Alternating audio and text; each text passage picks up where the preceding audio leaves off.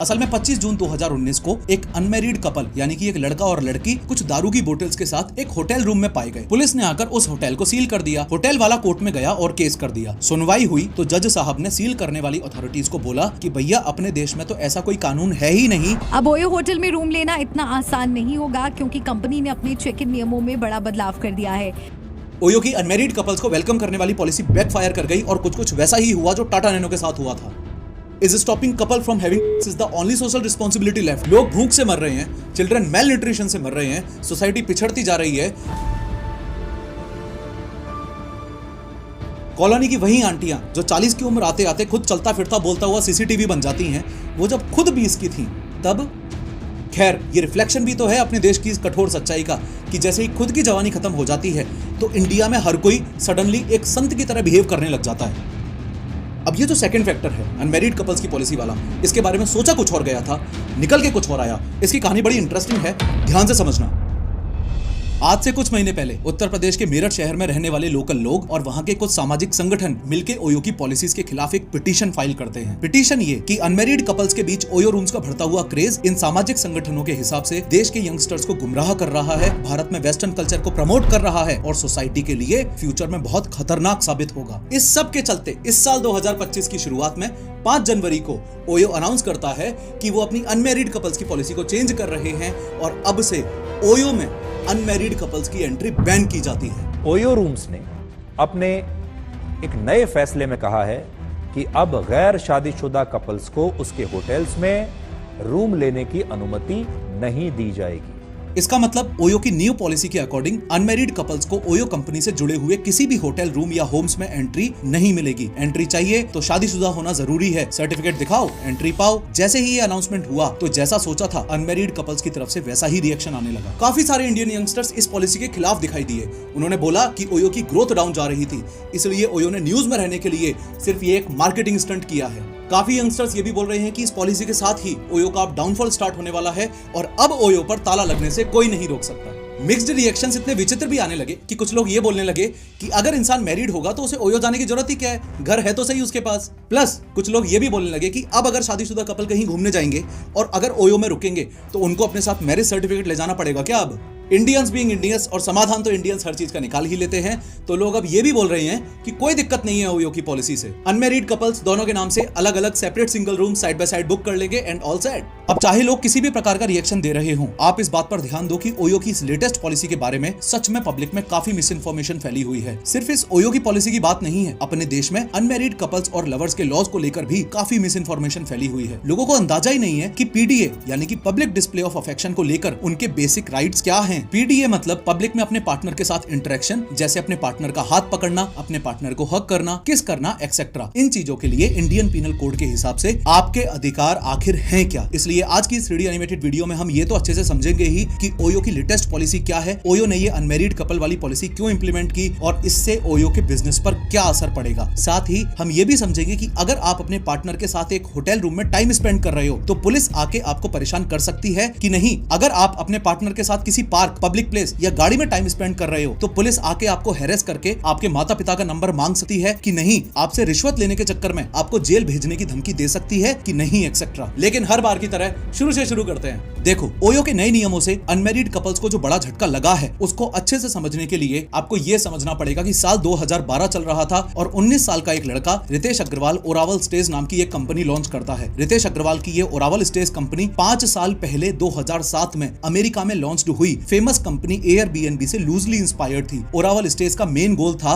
Budget hotels listing करना और technology और इंटरनेट की मदद से कस्टमर्स एक्वायर करना। रितेश अग्रवाल की किस्मत तब पलटी जब उन्होंने थील फेलोशिप के लिए अप्लाई किया और लकीली साल 2013 में रितेश अग्रवाल फर्स्ट इंडियन बने जिन्हें थील फेलोशिप के थ्रू $1 लाख का यानी कि उस समय 2013 के हिसाब से 60 लाख रुपए का सपोर्ट मिला। थील फेलोशिप एक तरीके से स्कॉलरशिप की तरह ही है, बस इसमें फर्क इतना सा है कि कॉलेज की फीस देने की बजाय यंग इंडियंस को पैसा दिया जाता है ताकि वो कॉलेज छोड़ के अपने बिजनेस आइडिया में स्पेंड कर सकें। यह प्रोग्राम पेपैल को फाउंडर पीटर थिल ने शुरू किया था और हर साल 23 की उम्र से नीचे नीचे के 30-40 बच्चे इसमें सेलेक्ट किए जाते हैं। खैर, साल 2013 में ही थिल फेलोशिप के बाद रितेश अग्रवाल ने ओरावल स्टेज को ओयो में रिब्रांड कर दिया और ऐसे जन्म हुआ उस ओयो कंपनी का जिसको आज 12 साल बाद अनमैरिड कपल्स का एक हब माना जाता है। कंपनी के मुताबिक ओयो असल में एक एक्रोनिम है ओन योर ओन का। अब आज ओयो की चाहे जो भी इमेज बन के रह गई हो, लेकिन जब रितेश अग्रवाल ने इस कंपनी को शुरू किया था उस समय उनका विजन काफी प्रोफाउंड था। रितेश अग्रवाल को पहले से ही पता था कि इंडिया में होटल ढूंढना और बुकिंग करना तो बड़ी प्रॉब्लम है ही नहीं, बड़ी प्रॉब्लम ये है कि इंडिया के होटल्स में एक क्वालिटी का स्टे कैसे मिले। इस क्वालिटी ऑफ स्टे वाले लूप होल को पकड़ते हुए रितेश ने ओयो के स्टार्टिंग के कुछ सालों में एक सिंपल बिजनेस मॉडल अडॉप्ट किया। ओयो अपने होटल पार्टनर्स को ऑनबोर्ड करता, स्मूथ बुकिंग से लेकर सभी इंपोर्टेंट सर्विसेज देने तक, जैसे running water, AC, free wifi, clean sheets वगैरह देने तक, यानी कि कंप्लीट गेस्ट एक्सपीरियंस देने का पूरा ख्याल खुद रखता। और मोस्ट इंपोर्टेंटली उस होटल की मार्केटिंग भी ओयो खुद करता। रेवेन्यू शेयरिंग परसेंटेज कुछ इस प्रकार का था कि 20% रेवेन्यू ओयो रखेगा और बाकी 80% रेवेन्यू होटल ओनर का हो जाएगा। अब चूंकि सारी ही सर्विसेज ओयो के होटल पार्टनर्स की इंप्रूव हो रही थी, ऊपर से ओयो उन होटल्स के लिए प्रमोशन भी कर रहा था, तो होटल्स की बुकिंग और होटल ओनर्स की टोटल कमाई काफी बढ़ने लगी। चूंकि होटल ओनर्स को काफी अच्छा फायदा मिल रहा था, तो ओयो का बिजनेस भी एक्सपेंड करने लगा और देखते ही देखते सिर्फ 3 सालों में, यानी कि साल 2016 तक ही ओयो इस देश की 100 सिटीज में अपनी प्रेजेंस बना चुका था और टोटल 5,500 होटल्स के साथ पार्टनर कर चुका था। फर्दर ओयो कंपनी की बढ़ती हुई ग्रोथ को देख के इन्वेस्टमेंट अपॉर्चुनिटीज खुलने लगी। सॉफ्टबैंक ग्रुप जैसे इन्वेस्टमेंट जाइंट ने अगस्त 2015 से साल 2019 के बीच, यानी कि सिर्फ इन 4 सालों में ही 1.5 बिलियन यूएस डॉलर्स का इन्वेस्टमेंट ओयो में किया, यानी कि लगभग 9-10 हजार करोड़ रुपए का इन्वेस्टमेंट। लेकिन ऐसा भी नहीं है कि इन्वेस्टमेंट मिलते ही ओयो की ग्रोथ बेटर एंड बेटर ही हुई हो। इस बारे में बात करने से पहले आपको मैं ये बता दूं कि ओयो के बारे में बहुत सारी इंपॉर्टेंट इनसाइट्स जो मुझे मिली वो मुझे इनक्रेड मनी प्लेटफॉर्म से मिली है। ये एक अमेजिंग प्लेटफॉर्म है जहां आप अनलिस्टेड कंपनीज जैसे कि OYO, Chennai super Kings, Cochin international airport और भी काफी सारी कंपनीज के बारे में रिसर्च कर सकते हो और उनमें इन्वेस्ट भी कर सकते हो। अब तक अनलिस्टेड कंपनीज में इन्वेस्ट करना सिर्फ बड़े इंस्टीट्यूशनल इन्वेस्टर्स, वीसीज और पीई फर्म्स का ही एक प्रिविलेज बन के रह गया था, लेकिन इनक्रेड मनी इसे बदल रहा है। अब रिटेल इन्वेस्टर्स भी अनलिस्टेड कंपनी में इन्वेस्ट कर सकते हैं। और सबसे बड़ी बात, ये पूरा स्टेप 100% ऑनलाइन है। बस ये स्टेप्स फॉलो करो। इनक्रेड मनी प्लेटफॉर्म पे जाओ, अपना अकाउंट क्रिएट करो, केवाईसी कंप्लीट करो और अपने डीमेट अकाउंट को लिंक करो और अपनी पसंद की किसी भी अनलिस्टेड कंपनी में इन्वेस्ट करो। आप सिर्फ एक शेयर से भी इन्वेस्ट कर सकते हो। सेटलमेंट पीरियड के अकॉर्डिंग स्टॉक्स आपके डीमेट अकाउंट में शो हो जाएंगे। सबसे बेस्ट बात, फिलहाल इनक्रेड मनी पर कोई भी कमीशन या ब्रोकरेज फीस नहीं लगती। और अगर आप डिस्क्रिप्शन और पिन कमेंट में दी गई मेरी लिंक का यूज करोगे तो आपको पहली ट्रांजैक्शन पर स्पेशल डिस्काउंट मिलेगा। Check out Incred money now. खैर, जब साल 2020 में कोविड-19 का लॉकडाउन लगा तो होटल इंडस्ट्री को बहुत बड़ा नुकसान हुआ। उसके बाद भी ओयो की काफी पॉलिसीज की वजह से कंपनी लंबे समय तक लॉस में रही, लेकिन फिर फाइनेंशियल ईयर 2024 में ओयो कंपनी ने फाइनली 229 करोड़ रुपए का पैट बुक किया। पैट मतलब प्रॉफिट आफ्टर टैक्स। ओयो की इस 12 साल की उतार चढ़ाव से भरी हुई जर्नी में 2 इंपॉर्टेंट फैक्टर्स ऐसे थे जिसकी वजह से ओयो हमेशा ही यंग इंडियंस के बीच में चर्चा का विषय रहा। सबसे पहला फैक्टर था बजट प्राइसिंग का और दूसरा फैक्टर था अनमेरिड कपल्स की पॉलिसी का। फर्स्ट फैक्टर बजट प्राइसिंग को एक एग्जांपल की मदद से समझो कि मिनिस्ट्री ऑफ टूरिज्म के हिसाब से साल 2021 में टोटल टूरिज्म नहीं, सिर्फ स्पिरिचुअल टूरिज्म में ही 67.7 करोड़ विजिटर्स ने पार्टिसिपेट किया और लगभग $8 बिलियन का रेवेन्यू जनरेट हुआ। Just like all other forms of tourism, इस स्पिरिचुअल टूरिज्म में भी यंग इंडियंस का काफी बड़ा पोर्शन रहता है। कॉलेज में पढ़ने वाले स्टूडेंट्स या कॉम्पिटिटिव एग्जाम्स की तैयारी कर रहे बच्चे ग्रुप्स बना के कई बार हिल स्टेशंस और बड़े बड़े मंदिरों में घूमने जाने का प्लान बनाते ही रहते हैं। अब इस कैटेगरी के यंग इंडियंस जो अभी तक अपने पैरों पर खड़े नहीं हुए हैं,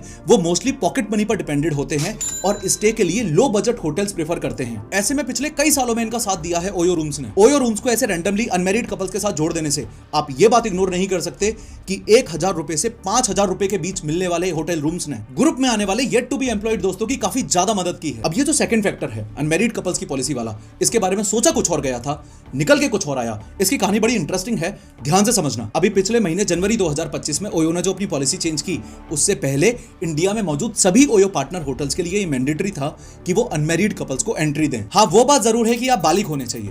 ओयो रूम्स वाले आपके आईडी कार्ड में आपकी उम्र चेक करेंगे। लड़की की उम्र कम से कम 18 होनी चाहिए और लड़के की उम्र कम से कम 21 साल होनी चाहिए। अगर आपने मेजॉरिटी अटेन कर ली है तो ओयो होटल्स में आराम से एंट्री मिल जाएगी। ओयो ने इस चीज को एक बिजनेस अपॉर्चुनिटी की तरह भी देखा। इंडिया में काफी सारे होटल्स रैंडम कपल्स को एंट्री प्रोवाइड कर ही नहीं रहे थे जब तक वो ये साबित ना कर दें कि वो मैरिड कपल हैं। ओयो की अनमैरिड कपल्स वाली पॉलिसी को लेकर रितेश अग्रवाल ने एक बार पब्लिकली इसका जिक्र भी किया था। कुछ साल पहले हमारे एक कॉलीग थे, वो और उनकी वाइफ एक होटल में गए। वाइफ ने जो है सेकेंड नेम बदला नहीं था, उनका सेकेंड नेम सेम था पहले जैसा ही। तो होटल वाले ने कहा कि आप दोनों शादीशुदा हैं, इसका मैरिज सर्टिफिकेट दिखाइए, फिर हम आपको चेक इन देंगे। ओयो के पहले कई लोगों ने ऐसी एक्सपीरियंसेस सही हैं कि लोग जज करते हैं, लोग घूरते हैं लोगों को। समझ गए? अब ओयो के फाउंडर रितेश अग्रवाल के हिसाब से तो एक्सपेक्टेशंस ये थी कि अनमैरिड कपल से लेके फैमिलीज तक, छोटी से छोटी बिजनेस मीटिंग से लेके कॉर्पोरेट क्लाइंट्स तक सब ओयो होटल्स को यूज करेंगे। लेकिन धंधा बनाने का सबसे मसालेदार पार्ट ही ये होता है कि जरूरी नहीं आपके दिमाग ने पेन पेपर पर जो प्लान बनाया है, ग्राउंड रियलिटी और इंप्लीमेंटेशन एग्जैक्ट वैसा ही वैसा निकल के आए। ओयो की अनमैरिड कपल्स को वेलकम करने वाली पॉलिसी बैकफायर कर गई और कुछ वैसा ही हुआ जो टाटा नैनो के साथ हुआ था। हम सबको पता है कि टाटा नैनो के फेलियर का सिंगल मोस्ट रीजन ही ये था कि अगर कोई इंसान टाटा नैनो चलाता था तो सोसाइटी में उसकी इमेज ये बनती थी कि ये तो कोई सब स्टैंडर्ड लोअर मिडिल क्लास आदमी है जिसने बस ऐसे ही काम चलाने के लिए गाड़ी ले ली है। आज भी अपने देश में इंसान की गाड़ी देखकर उसकी औकात का आकलन किया जाता है। बजट फ्रेंडली होटल्स और अनमैरिड कपल्स पॉलिसी, ओयो के इन दोनों फैक्टर्स को कंबाइन करके देखोगे तो बहुत इजीली समझ आ पाएगा कि मैं क्या कहने की कोशिश कर रहा हूँ। सस्ता होने की वजह से और मेजॉरिटी एज अटेन करने वाले सभी अनमैरिड कपल्स को एंट्री अलाउ कर देने की वजह से ओयो रूम्स एंड होटल्स की इमेज एक छपरी होटल और चादर बदलू काइंड ऑफ होटल की इमेज बन के रह गई। अगर आप एक रूम फुल ऑफ पीपल में अपने दोस्त से कोई बात कर रहे हो और बात करते वक्त आपके मुंह से ओयो शब्द निकले बस थोड़ा सा लाउडनेस के साथ, तो उस रूम में मौजूद लोग आपको ऐसे देखेंगे जैसे आपने क्या ही बोल दिया हो, जैसे आप कुछ अनैतिक बात अपने दोस्त से कर रहे थे क्या। इसलिए कुछ लोगों का मानना है कि ओयो ने जो रिसेंट चेंज अपनी पॉलिसी में किया है वो अपनी इमेज क्लियर करने के लिए किया है। ओयो की अनमैरिड कपल्स के अगेंस्ट लागू की गई नई पॉलिसी के आसपास मिस इन्फॉर्मेशन भी काफी है। असल में काफी समय से मेरठ के अलावा कई शहरों में भी लोग ओयो के खिलाफ विरोध प्रदर्शन कर रहे थे। इतना इजी होटल एक्सेस एक हब बनता जा रहा था ओवर ड्रिंकिंग के केसेस का, ड्रग्स के केसेस का, लेट नाइट पार्टीज के केसेस का, रेप्स एंड मर्डर्स के केसेस का। इनफैक्ट इन मेनी केसेस लोग प्रोस्टिट्यूट्स को ओयो में ले जाकर उनके साथ टाइम स्पेंड कर रहे हैं और ओवरऑल आसपास की कॉलोनीज के लोगों की कंप्लेन यही थी कि आपराधिक गतिविधियां बढ़ रही थी। सरला देवी नाम की एक महिला ने यह बताया कि अब ये कंडीशन हो गई है कि एक 2 रूम अपार्टमेंट पर आप भी ओयो का साइन लगा दो तो वो एक होटल की तरह ट्रीट किया जाने लगता है। यहाँ तक कि स्कूल गोइंग बच्चे भी इन ओयो होटल्स में टाइम स्पेंड करने जा रहे थे, जिससे आसपास रहने वाले बच्चे और एनवायरनमेंट अफेक्ट हो रहा था। सिविल सोसाइटी से पढ़ने वाले इस प्रेशर की वजह से ओयो ने उत्तर प्रदेश के मेरठ शहर में ये पॉलिसी चेंज कर दी। ध्यान रखना, ये अनमैरिड कपल्स की एंट्री बैन होने वाली पॉलिसी पूरे इंडिया में नहीं बल्कि फिलहाल देश के सिर्फ एक शहर में, मेरठ में लागू हुई है और वहां भी ओयो ने इस पॉलिसी को ऑप्शनल कर दिया है। दिस मींस जो ओयो के पार्टनर होटल्स हैं, डिसीजन उनके ऊपर छोड़ दिया है कि वो अपने आसपास के माहौल को देखें। अगर आसपास की सोसाइटी को दिक्कत नहीं है तो अनमैरिड कपल्स को एंट्री दो, वरना मत दो। सिंपल। ओयो ने ये भी बोला है कि मेरठ में कैसा रिस्पॉन्स आएगा उसके बेसिस पर ही हम ये डिसाइड करेंगे कि ये पॉलिसी हमें पूरे देश में बाकी के शहरों में लागू करनी है कि नहीं। अब ये बात तो एक अनपढ़ आदमी को भी आसानी से समझ आ जाएगी कि ओयो ने अभी फिलहाल जानबूझकर सिर्फ एक ही शहर में फैसला लिया है। मेरठ जैसे शहर के लिए यह फैसला ओयो के लिए सही हो सकता है, लेकिन मेट्रोपॉलिटन सिटीज जैसे दिल्ली और मुंबई या फिर हिल स्टेशन, इन जगह पर अगर ओयो ने इस प्रकार का फैसला लिया तो उसे भारी नुकसान हो सकता है। टीयर 1 टीयर 2 सिटीज से बिलोंग करने वाले अनमैरिड कपल्स ओयो को बहुत बड़ा बिजनेस दे रहे हैं। मार्केटिंग स्टंट लोग इसको इसलिए मान रहे हैं क्योंकि लोगों को लग रहा है जैसे सिर्फ परसेप्शन चेंज करने के लिए कि अब हम गर्लफ्रेंड बॉयफ्रेंड वाला चद्दर बदलू होटल नहीं, फैमिली फ्रेंडली होटल चेन बन रहे हैं। देश में ये बात फैलाने के लिए ये फैसला लिया गया है।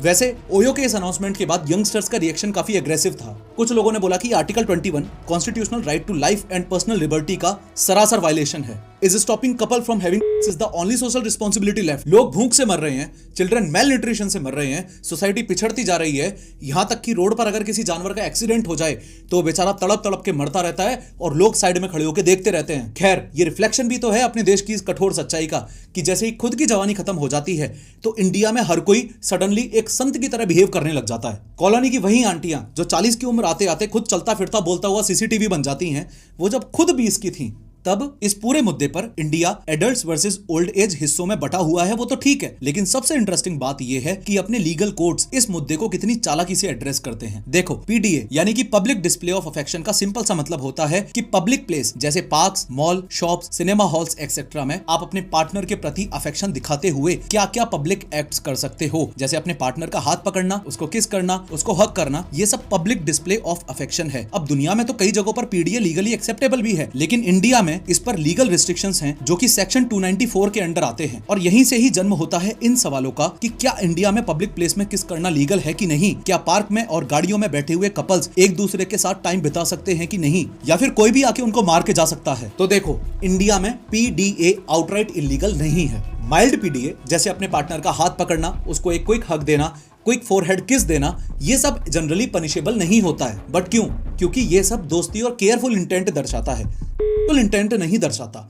जनरली सोसाइटी में लोगों को इस चीज से प्रॉब्लम नहीं होती, लेकिन इंटीमेट पीडीए जैसे प्रोलॉन्ग्ड किसिंग या फिर making out in public intent को दर्शाता है। इससे आसपास मौजूद लोग बहुत ज्यादा अनोइंग या अनकंफर्टेबल फील कर सकते हैं और आसपास मौजूद छोटे छोटे बच्चों पर गलत इंप्रेशंस पड़ सकता है। इसलिए यह सब सेक्शन 294 के अंडर एक ऑब्सीन एक्ट माना जाएगा और इंटीमेट पीडीए को इलीगल मानते हुए आपको सजा हो सकती है। इन शॉर्ट, सेक्शन 294 के अंडर आपको सजा तब होगी जब ये कंडीशंस पूरी होंगी। पहली कंडीशन, आपने पब्लिक में या तो कोई अश्लील शब्द का इस्तेमाल किया हो या फिर कोई अश्लील गाना गाया हो या फिर कोई ऑब्सीन एक्ट किया हो। दूसरी कंडीशन ये, आपने इन तीनों में से जो भी किया उसकी वजह से सोसाइटी में कोई परेशान हुआ हो, कोई डिस्टर्ब हुआ हो या फिर मॉरली वो समाज के खिलाफ हो। अभी तक आपको समझ आ गया होगा कि सेक्शन 294 में जिस ऑब्सीनिटी या फिर ऑब्सीन एक्ट की बात की जा रही है वो कितना ज्यादा सब्जेक्टिव है। सब्जेक्टिव शब्द का मीनिंग ये हुआ कि मान लो कोई कार है, अब हो सकता है आपको वो कार बहुत ब्यूटीफुल लगे बट मुझे एकदम नॉर्मल लगे, या फिर कोई डॉग है, हो सकता है आपको वो क्यूट लगे लेकिन किसी दूसरे इंसान को जैसे कि आपके दोस्त को क्यूट ना लगे, एकदम नॉर्मल लगे। सेम कॉन्सेप्ट सोसाइटी में ऑब्सीनिटी का भी होता है। ऑब्सीनिटी इस फैक्टर पर डिपेंड करती है कि जो व्यूअर्स का ब्रेन है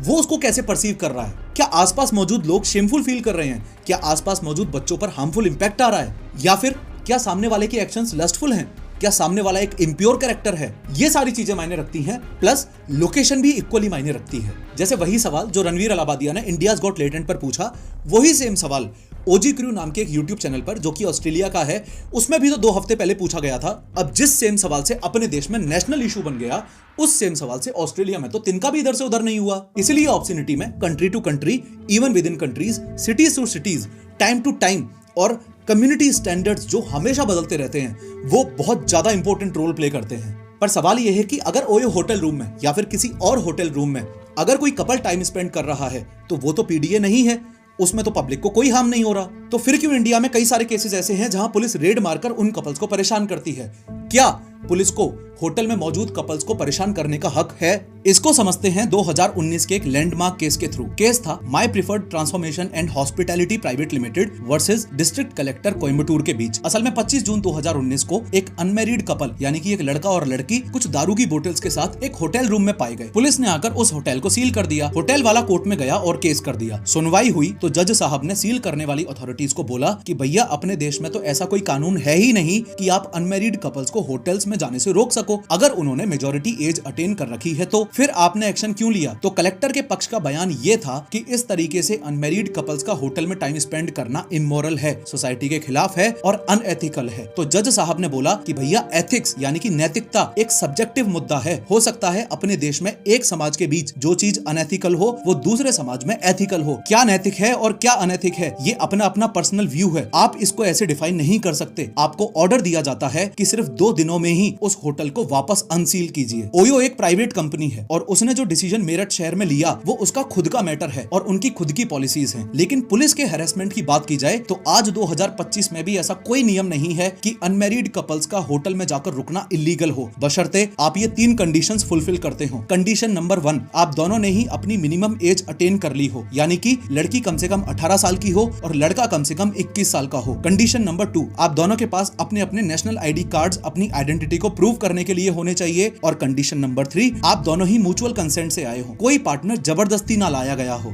जो भी हो, ओयो दोनों हाथ में लड्डू लेके चल रहा है और रितेश अग्रवाल जैसे इंटेलिजेंट, ऑनेस्ट और डाउन टू अर्थ फाउंडर के साथ ओयो का फ्यूचर काफी सही है। अगर आप भी ओयो की जर्नी ज्वाइन करना चाहते हो तो ओयो के शेयर्स खरीदो इनक्रेड मनी का यूज करके, और स्पेशल डिस्काउंट के लिए पिंड कमेंट और डिस्क्रिप्शन में दी गई मेरी लिंक्स का यूज करो।